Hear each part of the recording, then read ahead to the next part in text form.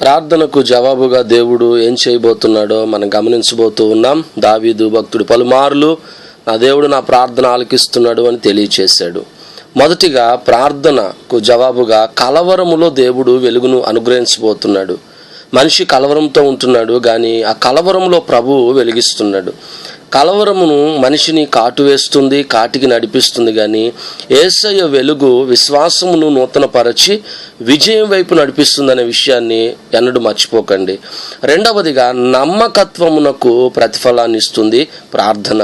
మనిషిలో నమ్మకత్వం పెంచుకున్నప్పుడు ప్రభువు పట్ల ఖచ్చితంగా ప్రతిఫలం దొరుకుతుంది.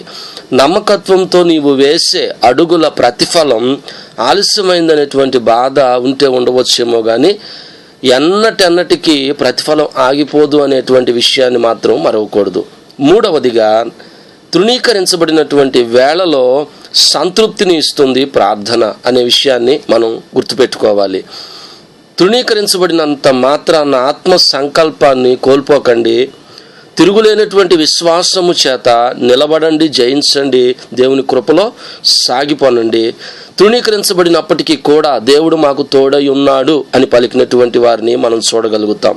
అలాగే నాలుగవదిగా అవసరతలో రక్షిస్తుంది ప్రార్థన. నిశ్చయముగా అవసరతలో ఉన్నటువంటి మనిషికి ఆశ్చర్యకరమైన భద్రత, సంరక్షణ ఇస్తుంది ప్రార్థన. అందరూ అవసరతలో అందనంత దూరంలో ఉన్నారు అనేటువంటి ఆందోళన మనకు సమీపంగా ఉన్న దేవుణ్ణి మరుగు చేస్తుంది. అది జ్ఞాపకం చేసుకోవాలి. అవసరతలో ప్రభు దగ్గర ప్రార్థించగా ప్రభువు రక్షించిన సందర్భాలను ఇందులో గమనించగలుగుతాం. ఒత్నియేలు మొదలుకొని శాంసన్ వరకు 13 మంది న్యాయాధిపతులు ప్రభువును బట్టి రక్షించారు. ఐదవదిగా విడిచిపెట్టబడినప్పుడు ప్రార్థన మనిషిలో ఒక నమ్మకత్వాన్ని కలుగజేస్తుంది. నేనున్నాను, భయపడొద్దు అనేటువంటి ఒక భరోసా.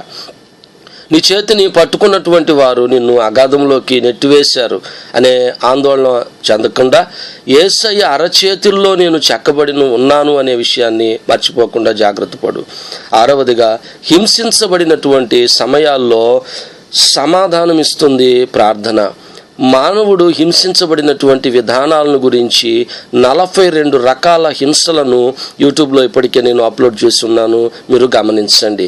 ఏడవదిగా ప్రార్థనకు జవాబుగా ధారాళమైనటువంటి శక్తిని ప్రభువు దయచేస్తాడు. బలహీనతల్లో ఆయన బలమిస్తాడు, మనల్ని నిలబెడతాడు, జయమిస్తాడు. అందుకే ప్రార్థన మానవద్దు. ప్రార్థనకు జవాబుగా దేవుడిచ్చే ఆశీర్వాదాలను సమృద్ధిగా